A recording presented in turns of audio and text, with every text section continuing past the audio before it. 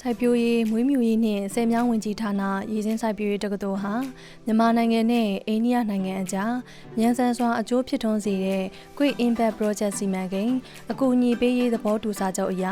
အဆင့်မြင့်စိုက်ပျိုးရေးသုတေသနနှင့်ပညာရေးဗဟိုဌာန AK ဗဟိုသုတဘဏ်စီမံကိန်းကို2024ခုနှစ်အောက်တိုဘာလ14ရက်နေ့တွင်နားလည်မှုစာချွန်လွှာ MOU လက်မှတ်ရေးထိုးခဲ့ပါတယ်။ဧကဲဗဟိုသုတဘဏ်စီမံကိန်းဟာတက္ကသိုလ်အတွင်းဆရာဆရာမများကျောင်းသားကျောင်းသူများနဲ့သုတေသီများအတွက်သုတေသနနှင့်ပညာရပ်ဆိုင်ရာစာအုပ်စာတမ်းများကိန်းဂဏန်းအချက်အလက်များကိုလွယ်လင့်တကူရရှိအသုံးပြုနိုင်တဲ့ Digital ကွန်ရက်စနစ်အခြေပြုကွန်ပျူတာဆာဗာတည်ဆောက်မှုစီမံကိန်းဖြစ်ပါတယ်။ဒါအပြင်ဘွဲလွန်ကျောင်းသားကျောင်းသူများရဲ့ဘွဲလွန်သုတေသနလုပ်ငန်းများနဲ့သင်ကြားသင်ယူမှုမှတ်တမ်းများကိုထိန်းသိမ်းစောင့်ကြည့်နိုင်မဲ့ Digital အချက်အလက်စနစ်တစ်ခုလည်းဖြစ်ပါတယ်။ဒီလိုတန်မိုးရှိတဲ့စီမံကိန်းကိုဆောင်ရွက်ခဲ့တဲ့အဆင့်မြင့်စိုက်ပျိုးရေးသုတေသနနှင့်ပညာရေးဗဟိုဌာနဟာ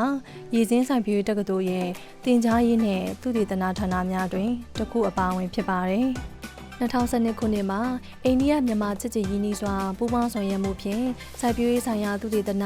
စမ်းသပ်တွေ့ထွင်မှုနဲ့စွမ်းဆောင်ရည်မြင့်တင်ရေးကိုရည်ရွယ်၍စတင်တည်ထောင်ခဲ့တဲ့ဌာနတစ်ခုလည်းဖြစ်ပြီးစတင်တည်ထောင်ကလေးကပင်ပါရဂူပွဲသင်တန်းမဟာပွဲသင်တန်းများနဲ့စိုက်ပျိုးရေးဆိုင်ရာသုတေသနများကိုအလေးထားဆောင်ရွက်၍နိုင်ငံတော်၏ဦးစားပေးလုပ်ငန်းစဉ်များကိုအထောက်အကူပြုပါဝင်ဆောင်ရွက်လျက်ရှိပါတယ်။တက္ကသိုလ်ရဲ့သင်ကြားရေးနဲ့သုတေသနလုပ်ငန်းများကိုပုံမထိရောက်စွာအကောင့်ထွေဖော်နိုင်ရန်ဧကဲဗဟိုသုတဘဏ်စီမံကိန်းကိုမဲခေါင်ကင်းကပူးပေါင်းဆောင်ရွက်ရေးအစီအစဉ်အောက်ရှိလျင်မြန်စွာအကျိုးဖြစ်ထွန်းစေနိုင်သောစီမံကိန်းတစ်ခုအပါအဝင်အဖြစ်2025ခုနှစ်ဇန်နဝါရီလမှစတင်ဆောင်ရွက်ခဲ့ပါတယ်။စီမံကိန်းလုပ်ငန်းပါကွန်ပျူတာဆာဗာတက်ဆင်ခြင်းကွန်ရက်စနစ်တည်ဆောက်ခြင်းဆော့ဖ်ဝဲရေးသားထည့်သွင်းခြင်းအချက်အလက်များထည့်သွင်းခြင်းစတဲ့လုပ်ငန်းစဉ်များကို2025ခုနှစ်အောက်တိုဘာလတွင်ပြီးဆုံး၍စီမံကိန်းလုပ်ငန်းများအောင်မြင်စွာပြီးမြောက်နိုင်ခဲ့ပါတယ်။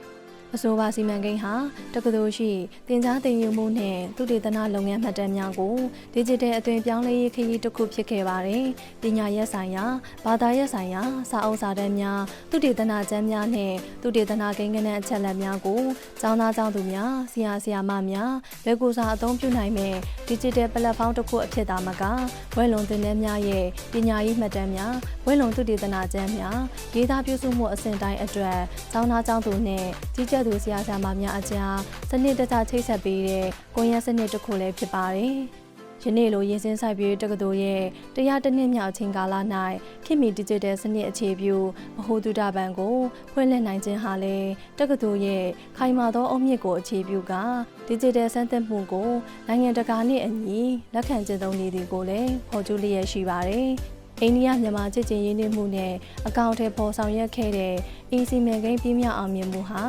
နိုင်ငံအကြားခိုင်မာစွာလက်တွဲရပ်တည်လျက်စိုက်ပျိုးရေးဆိုင်ရာပညာရေးနဲ့သုတေသနလုပ်ငန်းများအတွက်လိုအပ်တဲ့စမ်းသပ်တွေ့ထွင်မှုများကိုအားပေးကူညီတဲ့တာရကကောင်းတစ်ရက်ဖြစ်ပါတယ်။တို့ဖြစ်ပါ၍ရည်စင်းစိုက်ပျိုးရေးတက္ကသိုလ်ရဲ့100နှစ်မြောက်အခါသမယကိုဆင်နွှဲရင်းပူးပေါင်းဆောင်ရွက်မှုတည်တွင်စမ်းသပ်မှုနဲ့ပညာရေးဆိုင်ရာဖွံ့ဖြိုးတိုးတက်မှုများဖြစ်ပေါ်စေရန်အိန္ဒိယမြန်မာချစ်ကြည်ရင်းနှီးမှုပြရုပ်တစ်ခုဖြစ်တဲ့ဗဟုသုတဘဏ်ရဲ့လုပ်ငန်းစဉ်များမှတဆင့်ပုံမအားကောင်းစွာပါဝင်ဆောင်ရွက်ကြပါစို့လို့လေးစားစွာတင်ပြလိုက်ရပါတယ်ရှင်။